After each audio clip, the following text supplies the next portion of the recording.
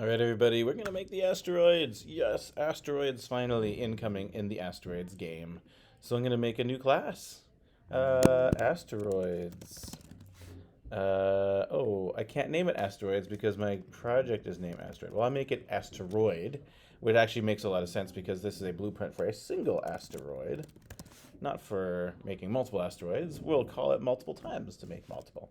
So we'll call this class asteroid, and it's going to extend game object, which again, just to remind you, is going to allow it to inherit all these things. It'll get lives, it'll get location, it'll get velocity, and in its constructor, I think what we might do is, oh wait, oh yeah, sorry, don't worry about the error. It just wants us to get a constructor happening here, so we'll make an asteroid constructor, asteroid. And I think what we'll do is we'd like to make kind of a random asteroid location. I'm not going to worry about it randomly spawning on top of our spaceship right now. But it's a little derpy, but that's okay because we're going to have a chance later on to like smooth off these edges. The main thing is to understand how do we add asteroids to the game, and then we can, clean it up later. So I'd like to make a random p vector for location, and then also I guess velocity. So let's make a couple temporary variables. P vector temp location equals a new p vector, and I just want it to be for now anywhere on the screen will be fine. So a random number between 0 and width, and a random number between 0 and height. I guess you don't actually have to type 0 if you want it to be, like you can just say random width and random height, and it will default assume 0 as your starting point. So that'll give it a random location. A velocity might be nice, so we should probably put that in. But I'm just going to make the p vector temporary velocity. It's going to just be stationary asteroid for now, and then we can think about how we're going to make it have like a random speed and direction and that kind of stuff. Lives, I don't really care. One life is probably not going to be the way we do it, but we'll figure it out. So we'll do the super uh, constructor. So that calls a super classes constructor. We'll do the one that takes in the location and velocity. And then I think we'll probably set lives to 3. Actually, is that the right constructor? Yeah, it looks good to me. Let's go back. Yeah, so super actually has to come first. Ooh, that's interesting. That's interesting. So I guess we're gonna have to solve how do we like do these calculations and then make this happen? Well, I think it's pretty reasonable. So just to explain what happened is basically the super keyword has to come first in the constructor. Kind of a bummer. So it looks like I can't use this one. But we do have the other constructors at our disposal, right? We could say super, and we could do the one that is like lx, ly, vx, vy. That seems like that would work really well. So I'll put all these numbers in here. Ooh, 0, 0. So I'll do it like that. Ooh, that doesn't set lives, so I could either go and add a fourth constructor to set lives, or I could just be like, suck it up. Here we go, lives is 3. So yeah, this. It's interesting because there's not necessarily a clean divide about what is right and wrong. There's a bit of an art to it, and you have to decide sort of what's most convenient, but also what's most readable for other people that might be looking at your project, like me, for example. And if you were in a software engineering job or worked in the software industry, it would be your fellow coworkers and teammates on the project. But alas, I think this will suffice. I think that's pretty clear what's happening here. Okay, so that'll give us a random location and a no velocity.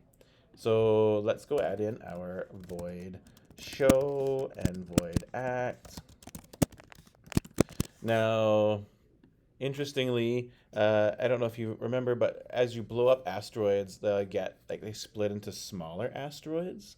So right now we don't really have that supported. That's okay. We're just gonna figure that out as we go. But what we can do at the moment is just kind of acknowledge that um, this will sort of like if an asteroid has 3 lives, that means it's sort of like the biggest asteroid. If it has 2 lives, it's probably the medium asteroid.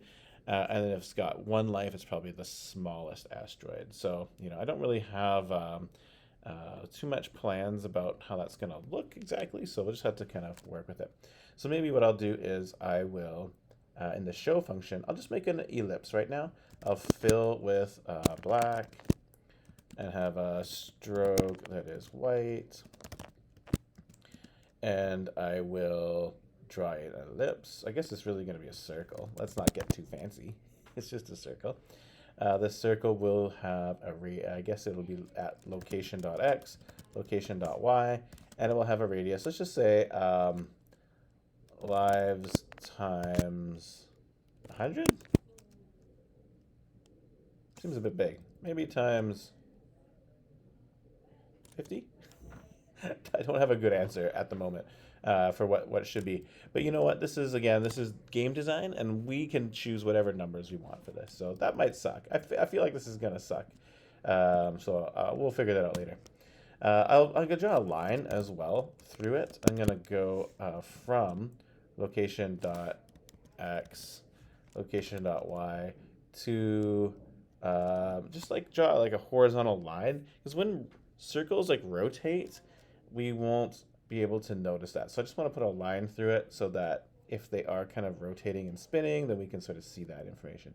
So the other point will be location.x plus whatever the radius is. So that'll be like half of that divided by 2. And then location.y. I think that's fine. I'm not sure what the stroke weight currently is, so let's just put in like a stroke weight of 3 or something. Okay, so act is basically going to move, but there's no velocity or anything.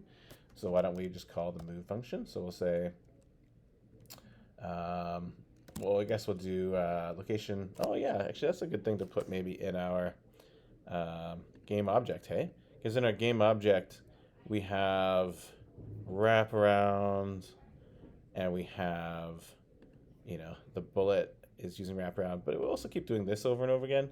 I'll consider that for later.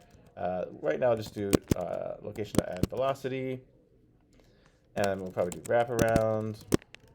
There is no movement at the moment, but we'll just see if it works. So that seems reasonable. Okay, so how do we put asteroids in the game? Notice we've made our class. We just typed all these beautiful things in, but no asteroids as of yet. And the reason is because we haven't made any asteroids, and even if we did make some asteroids, we have to add them to the list. Remember that our game really is just showing all the objects that are in our list. So if we don't make them and we don't add them, we don't see them. So that's what we got to do. So where should we do that? Well, at the beginning of the game, seems like the setup is a good place because we know we're going to have to put in those asteroids. So I might say something like, maybe we'll add some new asteroids. Ooh, pardon.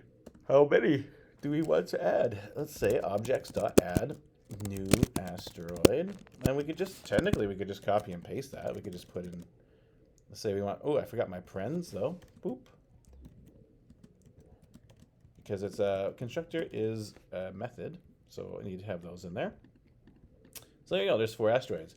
We're making it and adding it to the list all in one go. And that's because I don't want to keep track of every asteroid. It makes sense to keep track of the one spaceship, and maybe 2 if it was 2-player. But goodness, like I don't want to keep track of all the asteroids. Eventually there'll be many asteroids as we blow them up and they, are replaced by multiple asteroids. So let's just see, do we see our asteroids? Yeah, there they are. They're floating around. We currently can't shoot them or anything, but there they are. Kind of looks like the top-down Lotad, to be honest. It needs to have like a wedge. Okay, so it looks like those are working just fine. Yeah, okay, things are going. Clearly there are some bad spawns though, right? Like some are spawning. It's not very evenly spawning, and we could probably think about how we can make that work better. Okay, but I'm happy for now. So next thing I want to do is probably give them some movement. I don't want to do the randomness here though, because I want to give them, well, does it really matter? I don't know if it really matters. I don't think we'll see too much difference. Some asteroids might not move at all, I suppose, if I just did like, plus or minus a big range. So you might get some stationary ones. So sure, I guess it does matter. So what I think I'll do is I'll just, kind of cheat by, I'll just do the velocity dot set mag to a random number between 0 and, no, not 0. 1 and 3, maybe? Because the big chunky boys are going to be slow. They're not going to be super fast. And then why don't we also set the direction? Set direction? Is that right? We have to give it... oh, no, it's not set direction. What is it? I have to cheat. Oh, rotate. There we go. Rotate. We can rotate it randomly. A number between 0 and 2 pi. You can literally type in 2 pi. that actually works. That's something that's built in, just like width and height is built in. You could, if you're like, no, that seems too precise or too like finicky, you could do 2 times pi, whatever you like. I'll put in 2 pi because it's like, wow, they actually put that constant in there. So that'll like rotate it 360. So we'll get a random velocity that's at least 1 and less than 3, and then in any particular direction. So let's see now. Do the asteroids kind of like move? No, they don't. That's interesting because we're clearly doing that. So I think that that's a little bit weird, hey? Yeah, so I guess we can't put 0, 0 here because then you can't set the magnitude. It would be like multiplying the magnitude, but if you multiply something like that is 0 by any number, you still get 0. So I just put in some different default numbers.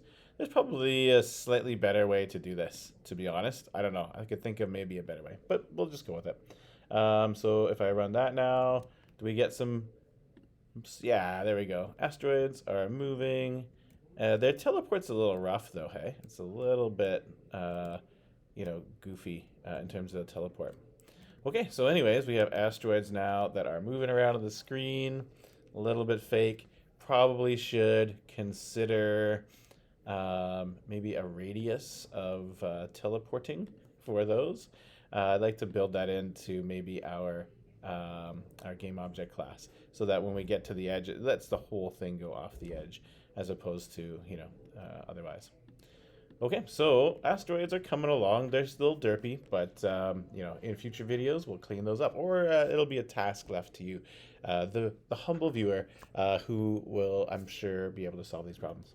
Okay, so next video, we're going to blow up the asteroids. Yes, so good. Okay, see you in a bit.